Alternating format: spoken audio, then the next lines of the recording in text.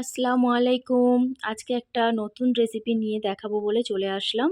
নিরামিষ মুগের ডালের বড়া দিয়ে পটল পোস্ত। দেখো ওখানে আমি পটল আর আলুটা তো দেখিয়ে দিলাম। এখানে মুগ ডালটা আমি ধুয়ে রেখেছি। এখানে আমি নিয়েছি পোস্ত 2 চামচ, 2টো কাঁচা লঙ্কা, ওখানে 1 চামচ সর্ষে আছে, আর ওখানে আদা আমি কেটে রেখেছি। এখানে আমি একটা মিক্সিং জারের মধ্যে পোস্ত, সরষা আর কাঁচা লঙ্কাটা পেস্ট করে নিয়েছি।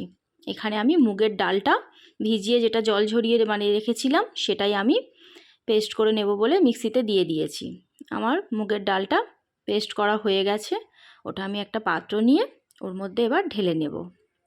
দেখো আমার ঢালা হয়ে গেছে। ওর মধ্যে আমি একটু কালো জিরা, অল্প একটু হলুদের গুঁড়া, একটু লঙ্কার গুঁড়া, একটু নুন আর অল্প একটু জিরা, একটু ধনিয়ার গুঁড়া দিয়ে এবার ওর মধ্যে আমি ধনিয়া পাতা আর অল্প একটু কাঁচা লঙ্কা কোচানো দিয়ে আমি ওটাকে মিক্সড করে একটা কড়াই বসিয়ে ওর মধ্যে আমি তেল দিয়ে দিয়েছি। এবার আমি বড়াগুলো একে একে ওর মধ্যে দিয়ে দেব। দেখো যেহেতু আমি নিরামিষ করছি ওই জন্য এর মধ্যে পেঁয়াজ রসুন কিছুই আমি দিইনি। আমার বড়াগুলো ভাজা হয়ে গেছে। ওই কড়াইয়ের মধ্যেই যে তেলটা ছিল বড়া ভাজার তার মধ্যে আমি অল্প একটু কালো জিরা দিয়ে দিয়েছি। এবার আমি ওর মধ্যে কেটে রাখা পটল আর আলুটা ওই তেলের মধ্যেই দিয়ে দেব। এখানে কোনো পেঁয়াজ আমি অ্যাড করছি না।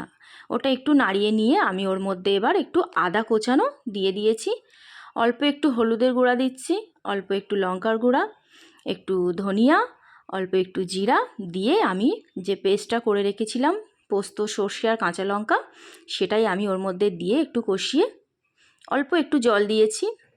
দিয়ে আমি ওটা আস্তে আস্তে কষিয়ে নিয়ে এবার আমি ওর মধ্যে আস্তে আস্তে করে সব জল আমি ওর মধ্যে অ্যাড করে দেব। যতটা পরিমাণ লাগবে সেরকমই জল দিয়ে দেব। জল দেয়া হয়ে গেছে। ওটা এবার আমি একটু নাড়িয়ে নিয়ে একটু ফুটে উঠলেই ওর মধ্যে আমি এবার বড়াগুলো সব দিয়ে দেব। যে মুগের ডালের যে বড়াগুলো বানিয়ে রেখেছিলাম সেগুলো আমি ওর মধ্যে দিয়ে এবার একটু নাড়িয়ে ওগুলো ভালো করে ওর মধ্যে দিয়ে দিচ্ছি। ডালের যে বড়াগুলো আছে দিয়ে আমি ওর মধ্যে এবার 2টো চেরা কাঁচা লঙ্কা আমি ওর মধ্যে দিয়ে ওটাকে এবার আমি ঢেকে দেব। এটা কিন্তু আমার কাছে আমার একটা বান্ধবী সে আমাকে বলেছিল যে তুমি কিছু নিরামিষ রেসিপি দেবে, বিশেষ করে আমাদের জন্য। আমরা তো অনেক সময় নিরামিষ খাই, ওই জন্য আজকে আমি এই নিরামিষ রেসিপিটা দেখাচ্ছি। তোমরা যারা নিরামিষ না খেতে চাও তোমরা পেঁয়াজ রসুন অ্যাড করতে পারো। আমি এখানে পেঁয়াজ রসুনটা ব্যবহার করিনি। দেখো আমার পটল পোস্তটা কমপ্লিট হয়ে গেছে। মুগের ডাল দিয়ে যে বড়াটা করেছিলাম সেটা দিয়েই কত সুন্দর দেখতে, দেখো কমপ্লিট হয়ে গেছে আমার। এটা খেতেও খুব সুন্দর লাগে, গরমের সময় তো খুব ভালো লাগে।